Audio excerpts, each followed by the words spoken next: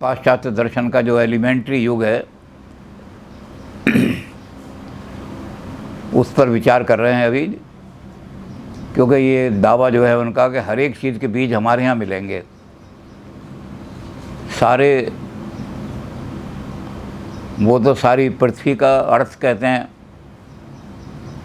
लेकिन अर्थ का मतलब यूरोप में। तो यूरोप में इनकी पुरानी फिलॉसफी हमने देखा सारी, उसमें हर चीज़ मौजूद है।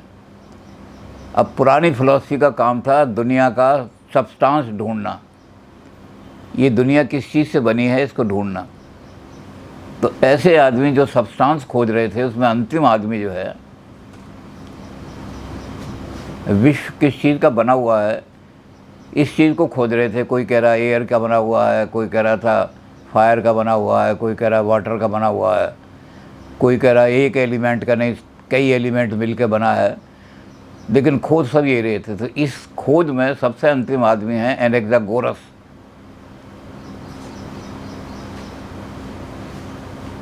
एनाक्सागोरस भी एम्पिडोक्लिस की तरह से समन्वयवादी हैं। वो कहते हैं कि किसी एक एलिमेंट से विश्व नहीं बन सकता, क्योंकि इस विश्व में तरह तरह की विविधता है, तरह तरह की वैरायटी है। इसलिए चार एलिमेंट जो हैं, इन चार एलिमेंट से मिलकर के जगत बना है। इन्होंने सबको मिला दिया, और थेलीस से लेकर के अंत तक के इन्होंने कहा ये चार जो एलिमेंट हैं, एयर है, वाटर है, अर्थ है, फायर है, इन चारों के मिलने से ही ये सारा विश्व क्रिएट होगा। तो इन्होंने पहला काम तो ये किया कि समन्वय चारों का करा दिया। लेकिन इन्होंने कहा ये जो एलिमेंट हैं जिनको हम मान रहे, ये एलिमेंट नहीं है, ये तो मिक्सचर है। इनको एलिमेंट बनाने के लिए क्या काम करेगा। तो इन्होंने डेमोक्रेटिस जो था उसकी बात मान ली कि इनके जो तत्व हैं वो बहुत छोटे छोटे छोटे छोटे अंतिम तत्व जो हैं उनको खोजने की कोशिश करो। तो जैसे डेमोक्रेटिस ने एटम को खोजा था, इन्होंने उसका नाम एटम तो नहीं दिया, लेकिन इन्होंने कहा कि इन्फिनिट, इतने इन्फिनिट हैं वो कि उनको कोई जांच नहीं सकता। इतने छोटे छोटे अंश हैं सारे, वो अंश जो हैं वो शाश्वत हैं, क्योंकि परमेनाइडिस को बुलाना चाहते हैं। तो जिनको डेमोक्रेटिस ने एटम कहा था, इन्होंने कहा कि अंश हैं, वो छोटे पार्टिकल्स हैं, छोटे छोटे, वो हर एक इन चारों जो आपने तत्व बताए इनके हैं, और वो अनंत हैं, इन्फिनिट, उनको कोई गिन नहीं सकता, पता नहीं उनका कितना है। जिसमें थोड़ा सा भी परिमाण होगा वो डिविजिबल होगा, चाहे वो 1/1000 सेंटीमीटर हो, लेकिन वो फर्दर डिविजिबल होगा। तो डिवाइड करते करते आप एक जगह पहुँचा गए जो डिविजिबल नहीं है। उसको डेमोक्रेटिक ने तो एटम कहा था। एटम, टॉम माने का होता है, टॉमी का मतलब है काटना, डायकोटोमी, एनाटोमी, ये सारे जो होते हैं। तो टॉमी मतलब काटना और एटोमी मतलब जिसको काटा ना जा सके। तो एटम वो है जिसको फर्दर डिवाइड नहीं किया जा सकता। तो इन्होंने कहा ऐसे इन्फिनिट एटम हैं, लेकिन सारे बिखरे हुए हैं। ये जब तक बिखरे रहते हैं कोई क्रिएशन नहीं हो सकती। जब ये एक जगह इकट्ठा होने शुरू होते हैं तो फायर के एटम एक जगह अपने सामान को खोजते रहते हैं, पता नहीं कब से खोज रहे हैं, इसका कोई टाइम पता नहीं, बिगिनिंगलेस है दुनिया। तो ये अपने साथियों को खोजते रहते हैं। वाटर के एटम वाटर को खोजते हैं, अग्नि, और जब वो खोजते जाते हैं तो एक अग्नि इकट्ठी बन जाती है। छोटे छोटे करोड़ों एटम के, लाखों एटम मिल करके अग्नि बन गई, तो अग्नि पैदा हो गई। और उसके बाद तो अब वो हेराक्लाइटस को लाना चाहते हैं कि ये जो मेजर तत्व बनते हैं ना, जो इकट्ठे बनते हैं, ये कॉम्प्लेक्स थिंकिंग जो हैं, इनमें परिवर्तन भी होता रहता है, चेंज भी होती रहती है। तो इन्होंने चेंज को और परमानेंस को भी समन्वित कर दिया, क्योंकि एटम को कह दिया इंडिविजिबल हैं, इंडेस्ट्रक्टिबल हैं, कोई उनको डिस्ट्रॉय नहीं कर सकता, कोई उनको परिवर्तित नहीं कर सकता, वो जैसे हैं वैसे ही हैं। जब से दुनिया बनी है तब से वो वैसे के वैसे ही हैं, एटम सारे, उनको कोई बदल नहीं सकता। उनका किसी तरह से परिवर्तन भी नहीं हो सकता उनमें, वो वैसे के वैसे रहेंगे। आग के एटम आग के रहेंगे, पानी के एटम पानी के रहेंगे, सारे के सारे। तो इन्होंने परमानेंस को भी सारा वहाँ से लिया है, ये परमानाइडस से, और चेंज भी इन्होंने मिलानी थी। तो इन्होंने कहा जब ये मिल जाते हैं, मिल कर के कॉम्प्लेक्स बन जाते हैं, तब इनमें चेंज होती रहती है।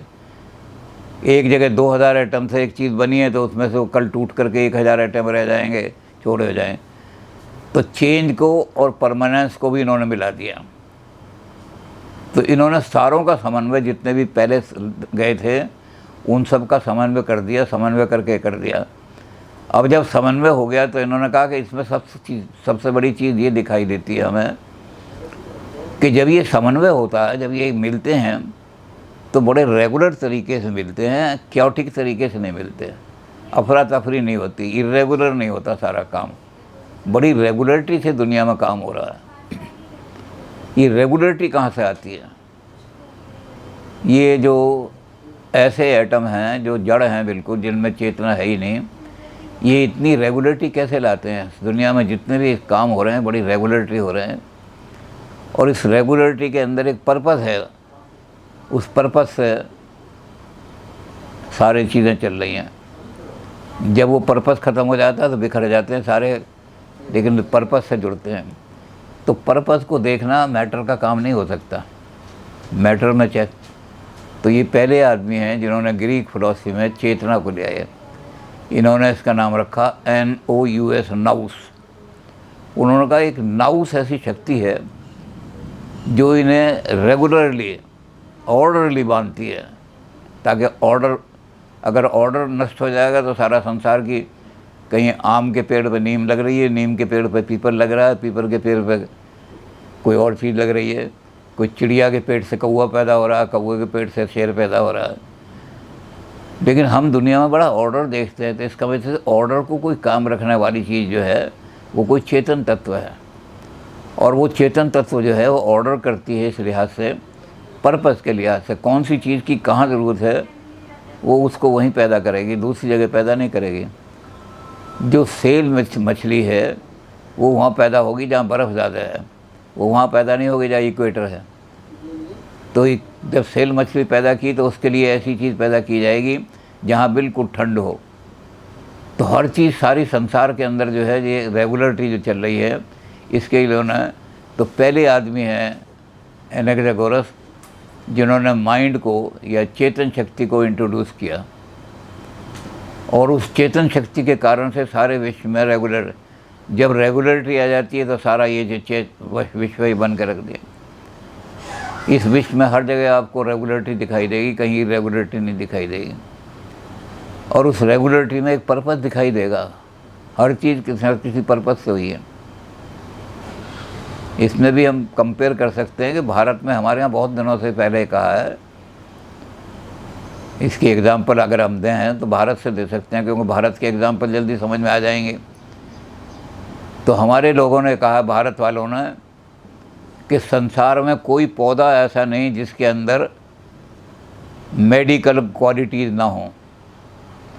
आप कोई भी पौधा उखाड़ें उसमें कोई ना कोई मेडिकल गुण होगा। आप बनफशा उखाड़ें तो ज़ुकाम को ठीक करेगा। यहाँ तक के जो जहरीले पौधे हैं, जिसको हम आँख का पौधा कहते हैं, आँख, अगर आँख वो ज़रा सा भी दूध आँख में लग जाए तो रेटिना बिल्कुल गल जाता है।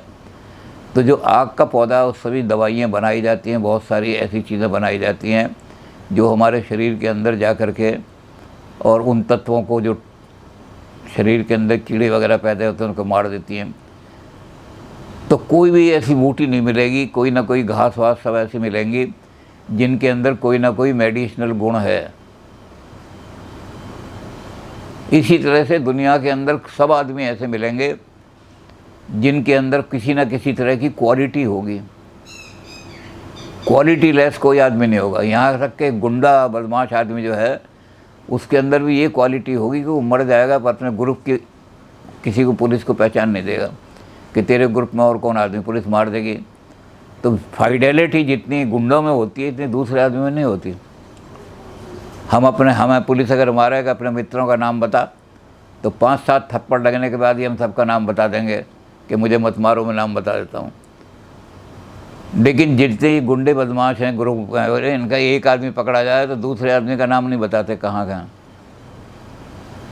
तो हर आदमी के अंदर कोई ना कोई क्वालिटी होती है। तो हमारे लोगों ने कहा कि हमें योजक चाहिए। योजक नहीं मिलते जो उन क्वालिटी को पहचान सकें, या उन पौधों के गुणों को। कोई बहुत अच्छा वैद्य होगा तो पहचान लेगा कि इस दुग्ध पीपी घास के अंदर ये गुण है, इसका दूध जो है कितना फ़ायदा करता है, क्या करता है। तो ऐसे ही इन्होंने कहा कि दुनिया में हर चीज़ पर्पज़ से पैदा की है उस नाउस ने, क्योंकि नाउस जो है पर्पज़िव है, और उस पर्पज़ को पहचानना ये आदमी की बुद्धि का काम है, किस पर्पज़ से क्या चीज़ है। इसके लिए और भी हमारे यहाँ तो बहुत एग्जाम्पल हैं। हम तो इसलिए कि भारतीय एग्जाम्पल जल्दी समझ में आ जाती हैं। कि एक आदमी खेत में जा रहा था, तो उसने खेत में जा कर के देखा कि वो तरबूज जो है वो लगा हुआ। उसने कहा इतना बड़ा तरबूज है और डंडी इसकी छोटी सी, ये क्या कहते हैं, भगवान ने बड़े पर्पज़ से चीज़ बनाई है। तो क्या ऐसे ही कहते हैं लोग। वो एक पेड़ के नीचे जाकर लेट गया, उसने वो बेल पत्र जो होता है वो देखा। उसने कहा बेल पत्र जो है ऐसे तो तोड़ो तो बड़ा मीठा लगता है खाने के लिए, लेकिन डंडी ऐसी है कि बिना चाकू के इसको तोड़ नहीं सकते, टूटता ही नहीं। तो ऐसी मीठी चीज़ में इतनी मोटी डंडी लगा दी भगवान ने। तो वो यही सोच रहा था। तो एक दिन क्या हुआ कि वो पेड़ के नीचे लेटा था, एक तोता आया, तो तोते ने काटना शुरू किया उसको। और जैसे ही वो उस बेल का इतना बड़ा टोट गिरा उसके, अच्छा हुआ उसके सिर पर नहीं गिरा, उसके बराबर में गिरा था, गड्ढा हो गया। ओहो, उसने कहा अगर बेल का डंठल इतना पतला होता तो तोता उसे जल्दी काट देता। मुझे तो खटखट की आवाज़ सुनाई दे रही थी, इसलिए मैंने सिर इधर को हटा लिया था। तो ये डंठल जो लगाया पर्पज़ से ही लगाया। तो आगे जब गया तो लू चल रही थी बड़ी तकड़ी, और लू में उसे बुखार सा लगने लगा तो गिर गया, बेहोश हो गए। तो किसान आया भागा हुआ, क्योंकि लू का इलाज सबसे बड़ा ये है कि अगर लू में तेज़ बुखार चढ़ रहा हो और तरबूज का पानी उसके मार दे तो बुखार नीचे उतर जाता है तुरंत। उसने जल्दी से तरबूज तोड़ा, मुक्का मार कर उसके मुँह में डाल दिया। बुखार 103 से उतर के नीचे जल्दी आ गया। वो उठा, उसने कहा तरबूज तोड़ना। कहते भैया अगर तरबूज तोड़ने में देर लग जाती तो 105 बुखार होता, मैं तो मर जाता। कहते हर चीज़ पर्पज़ से बनाई है। तो हमारे यहाँ ऐसी बहुत मिसालें हैं। हमने वहाँ की यूनान की बजाय यहाँ की मिसालें दे दी, जिससे आदमी समझ जाएँ कि संसार के अंदर जो चीज़ बनी है किसी पर्पज़ से बनी है। उस पर्पज़ को खोजना ही इंसान की बुद्धि का काम है। अगर उस पर्पज़ को हमने खोज लिया तो संसार में हमारा जीवन बिल्कुल सफल हो जाएगा। तो इन्होंने ये चीज़ दी। उन्होंने कहा कि हम वो तो मानते हैं सारे एलिमेंट जो हैं उनके इन्फिनिट एटम हैं, इतने एटम हैं, एक एक चीज़ के कई कई करोड़ एटम हैं। लेकिन उन एटम को रेगुलरली कौन मिला है? आग के एटम पानी के एटम से थोड़ी मिल जाएंगे, दोनों नाश हो जाएंगे। तो आग के एटम को छांट करके आग के एटम से मिला है पानी के एटम, और इतना आग के एटम मिला दिए, इतने मिला दिए कि सूरज बन गया इससे। और सूरज के चारों तरफ कैसे चक्कर काट रहे हैं बड़ी रेगुलरली। तो इन्होंने सारी संसार के अंदर रेगुलरिटी इंट्रोड्यूस कर दी। अब इनका योगदान आप देखें सबसे बड़ा एक तो ये है कि इन्होंने माइंड को इंट्रोड्यूस करके वेस्टर्न फिलॉसफी को एक नई चीज़ दे दी। चेतन में और अचेतन में क्या भेद होता है, जड़ में और चेतन में क्या पहचान होती है। जहाँ नाउस है वहाँ चेतना होगी, जहाँ नाउस नहीं है वहाँ जड़ता होगी। बॉडी में और माइंड में, माइंड को हम हिंदुस्तान में आत्मा कहते हैं, पाश्चात्य दर्शन में माइंड ही कहा गया है। वो कहते हैं सोल तो धर्म रिलीजन का काम है, हम सोल नहीं मानते, फिलॉसफी वाले माइंड कहते हैं। तो माइंड में और बॉडी में क्या भेद है ये भी इन्होंने पैदा कर दिया। माइंड क्या काम करता है, बॉडी क्या काम करेगी। जो काम माइंड करता है बॉडी नहीं कर सकती, जो काम बॉडी करती है माइंड नहीं कर सकता। तो माइंड और बॉडी का भी इन्होंने भेद बता दिया, और मैटर और नॉन मैटर का भी भेद बता दिया कि कोई चीज़ नॉन मैटर है, जिसको बाद में यूरोप वालों ने, सारी फिलॉसफी ने, अब तक भी आज तक की जितनी फिलॉसफी से माइंड क्या करके ही एक समस्या ऐसी बन गई कि आज तक माइंड और मैटर का जो है वो बिल्कुल अलग अलग उन्होंने भेद करके सारे यूरोपियन थिंकर। तो ये एनेक्सगोरस की देन है। दूसरी चीज़ उन्होंने एक फ़िलॉसफी दी। तो फिलॉसफी में शब्द तो मोटे मोटे होते हैं, लेकिन अर्थ उनका बहुत आसान होता है। इन्होंने कहा कि सारे विश्व में टेलियोलॉजी है। टेलियोलॉजी का शब्द जो है बड़ा मोटा सा लगता है, लेकिन टेलियोलॉजी का मतलब पर्पज़। ये सारी क्रिएशन पर्पज़ ही है, जितनी भी है ये किसी ना किसी पर्पज़ से हर चीज़ बनाई गई है। तो माइंड जो है, अब ये माइंड जो है, जो इन्होंने कहा नाउस, तो इसके नाउस के बारे में उन्होंने वही क्वालिटी बताई जो हमारे यहाँ भगवान में क्वालिटी है। ये नाउस बिगिनिंगलेस है। जिस दिन से मैटर बना है उसी दिन से उसमें नाउस था। लोगों ने देखा नहीं, ग्रीक वालों ने, वो इस पर ही देखते रहे कि मैटर का क्या गुण है। तो ये नाउस जो है बिगिनिंगलेस है और ये एंडलेस है। जब तक मैटर रहेगा नाउस इसको रेगुलेट करता रहेगा। मैटर में कभी भी इरेगुलरिटी नहीं आएगी। मैटर मैटर ही रहेगा और वो उसी तरह का मैटर रहेगा जैसा अलग अलग तरह का मैटर है। ये रेगुलरिटी लाने वाला तत्व तो हमेशा रहेगा। तो उसको नाउस को वो बना दिया उसने, जो हमारे यहाँ गॉड को माना जाता है। सारे एटम बिखरे पड़े थे, इतने बिखरे पड़े थे कि कहीं एक दूसरे से मिलते ही नहीं थे। नाउस ने सिमिलर एटम्स को ला के मिलाना शुरू किया पर्पज़ के साथ। तो knows is the creator of this universe. ये यूनिवर्स क्योस ही क्योस था, घपला ही घपला था और कुछ नहीं था। जब नाउस ने अपने आप का काम शुरू किया तो संसार क्रिएट, तो मैटर से, उस सारे मैटर से यूनिवर्स को बना। सारा मैटर ऐसे ही पड़ा था संसार में। जैसे हमने कल देखा था कि बिग बैंग की थ्योरी जो है उसके सीड यहाँ मिलते हैं ग्रीक में, कि मैटर का बहुत बड़ा पुंज इतना लंबा जो असीम था, जिसकी कोई नाप नहीं सकता, वो कहीं पड़ा हुआ था। उसको एकदम बिग बैंग के बाद सारे मैटर को एक साथ रेगुलेट किया तो संसार बन गया। तो इन्होंने वो गुण बताया कि वो जो है क्रिएटर भी वही है इसका सारे के सारा, और इसको प्रिजर्व भी वही कर रही है नाउस। आदमी को कौन सी चीज़ खानी चाहिए, तो सारे आदमी इस बात को जानते हैं जितने भी हैं कि ये पौधा अगर आपने खा लिया तो मर जाओगे क्योंकि जहरीला है, और ये पौधा आपने खाया तो आपको इसमें आयरन मिलेगा ही मिलेगा। तो सारे आदमी अपनी बुद्धि से उसको खोज रहे हैं, और ये बुद्धि से जो खोज रहे हैं इसके कारण से ही हमारा जीवन प्रिजर्व हो रहा है। हम गेहूँ क्यों खाते हैं, ऐसी चीज़ क्यों नहीं खा लेते, धतूरा क्यों नहीं खा लेते? तो हमारे जिन लोगों ने पर्पस देखा कि दुनिया में पर्पस है, तो गेहूँ जो है वो जीवन को सस्टेन करता है। इस पर्पस को देख लिया। तो इन्होंने कहा कि ये पर्पस करने वाली चीज़ों को देखने वाले आदमी जो हैं वही रियल फिलोसफर हैं। चाहे वो मेडिकल साइंस में देखें पर्पस, चाहे और किसी साइंस में देखें, लेकिन रियल फिलोसफर वो है जो विश्व के अंदर पर्पस देखता है। इसको कहते हैं टेलियोलॉजी। कोई चीज़ विश्व में आप यहाँ आएंगे कि मेज़ क्यों रखी है, टेबल क्यों रखी है, तो एक आदमी जो पर्पस नहीं देता वो कहता है ऐसे ही रखे, और एक आदमी जो कहेगा इसमें कोई काम हो रहा होगा ज़रूर यहाँ, जो और किसी के घर में नहीं होता, यहाँ हो रहा होगा इसलिए टेबल पर रखी हुई है। तो ये पर्पस देखने वाले आदमी जो हैं ये सारे के सारे टेलियोलॉजिस्ट कहलाते हैं। अब इस टेलियोलॉजी के बारे में लोग बड़ा मखौल भी उड़ाते हैं फिलोसफर्स का, कि फिलोसफर जो टेलियोलॉजी देखते हैं वो तो बिल्कुल ऐसे आदमी जैसे मूर्ख हों। एक आदमी गया वहाँ तेली के यहाँ, तो तेली घर में अकेला था, कोई था नहीं। वो तेली बाहर वो जो तिल थे ऑयल निकालने वाली, जिनसे ऑयल निकलते हैं, उनको बाहर सुखा रहा था, और अंदर जो था वो कोलू चल रहा था जिसमें बैल चल रहा था। तो उस बैल के गले में घंटियाँ पड़ी हुई थीं। तो ये फिलोसफर थे और टेलियोलॉजिस्ट थे, हर चीज़ में पर्पस देखते थे। तो इन्हें जो खड़े हो गए, इन्होंने कहा जो ये इतना डंडा है ये तिलों को दबा रहा है, इसमें से तेल निकल रहा है। ये जो चक्कर बना रखा है, इस चक्कर के अंदर घूमते हैं बैल, तो ये डंडा घूमता है तो तेल पिच जाते हैं इससे। तो सारा उन्होंने पर्पस देख लिया, टेलियोलॉजिस्ट थे हर चीज़ को।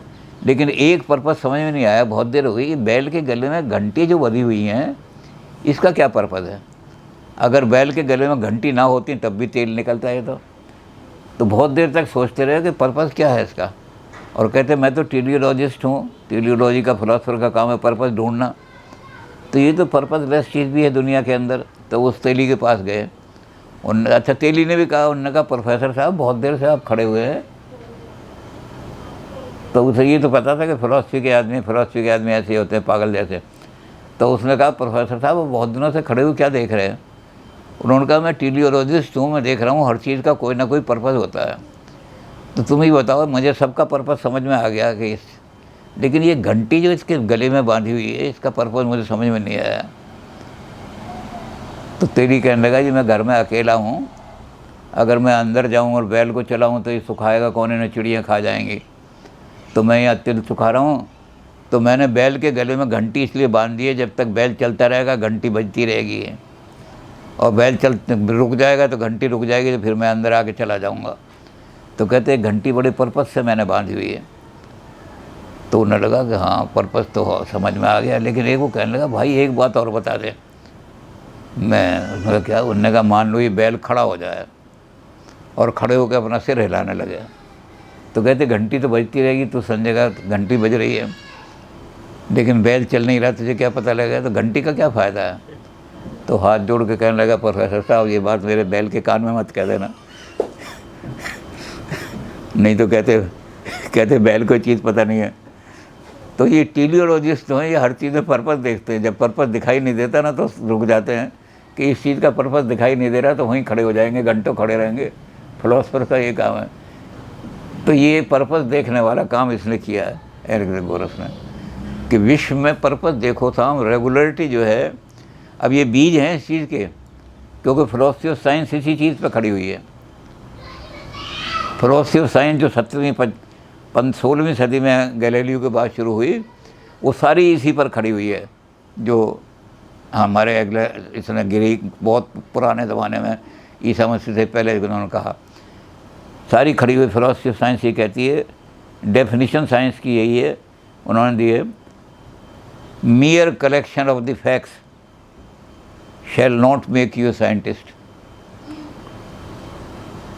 अब सूसन स्टेबिंग कहती हैं कि मेरा कुत्ता जो है वो जानता है कि जब मैं पंखा चलाती हूँ तो कुत्ता वहाँ आके बैठ जाता है, वो जानता है कि पंखे के नीचे ठंडी हवा मिलेगी मुझे। कलेक्शन, अब वो कई साल का 3-4 साल का, 3-4 साल में उसने ये फैक्ट कलेक्ट कर ली कि पंखे के नीचे बाहर बैठा हो तो गर्मी लगती है, जैसे ही पंखा चलाती हूँ अंदर आ जाता है। तो ये फैक्ट के कलेक्शन से वो कुत्ता साइंटिस्ट नहीं बन गया। कहते हैं अगर ये कुत्ते को ये पता लग जाए कि सर्कुलेशन, पंखे के सर्कुलेशन से टेम्परेचर डाउन कैसे हो जाता है, तो इस रेगुलरिटी को अगर वो खोज ले, इस लॉ को इस कारण से हो जाता है, तो he will become a scientist. तो साइंटिस्ट का काम फैक्ट कलेक्ट करना नहीं है, साइंस का काम उस रेगुलरिटी का कारण देखना है। Nothing happens in this universe without sufficient cause, that why it so happened not otherwise. To find out that cause is the function of science। तो फिलोसफी ऑफ साइंस तो 15वीं सदी में बनी थी, लेकिन रेगुलरिटी को ला करके इंट्रोड्यूस करके इन्होंने बीज वहीं बो दिए ग्रीक में। तो ग्रीक की जो बात है कि भाई, तो यहाँ पर इनका काम सारा ये हो गया कि उन्होंने सारे यूनिवर्स की मूवमेंट को, सारे यूनिवर्सिटी में परमानेंट चीज़ हैं, इंडेस्ट्रक्टिबल चीज़ हैं जिनको कोई डिस्ट्रॉय नहीं कर सकता, जो शाश्वत हैं, जो अनंत हैं, जिनका बिगिनिंग और उसका पता नहीं, मैटर कब पैदा हुआ कब मैटर ख़त्म हुआ, मैटर डिस्ट्रक्टेबल भी नहीं है, सब सारे बीज जितने भी हैं ये हमें ग्रीक फिलोसफी में मिल गए। ग्रीक थिंकर जितने, ग्रीक नहीं बल्कि वो कहते हैं सारी पृथ्वी पर, सारी अर्थ पर जब भी कोई सोचेगा तो बीज उसको ही मिल जाएंगे ग्रीक में। तो अब ये जो सर्च फॉर द मैटर थी, और सर्च फॉर कि ये सारा मैटर कैसे चलता है, क्या ये सारा यहाँ ख़त्म हो जाता है।